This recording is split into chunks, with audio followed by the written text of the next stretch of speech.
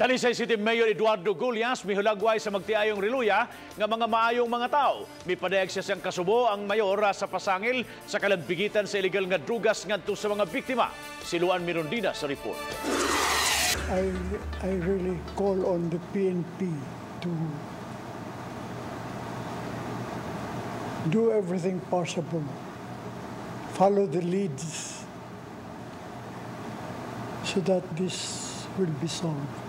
Gikondinar ni Talisay City Mayor Eduardo Gullias ang pagpamanhig kang San Fernando Mayor Lacambini Reluya ug sabana niini nga si ABC Federation President Ricardo Nonoy Reluya ug sa upat pa nila ka mga kaubanan. Nanawagan ang mayor ngadto sa kapulisan nga paladman pa ang investigasyon.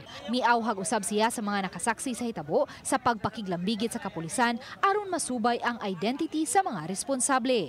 Gikasagmuyo sa mayor ang mga pasangil sa kalambigitan sa illegal nga drogas ngadto sa magtiayong reluya.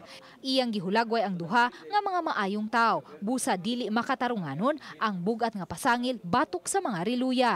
Karon good no. Patay niya inon drug dayon. Convenient excuse dayon ng drug manggod na.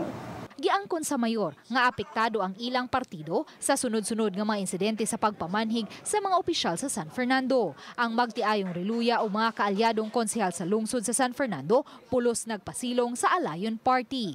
Si Congressman Samsam Gullias una nang mipagawa sa official statement nga nagkondinar usab sa hitabo.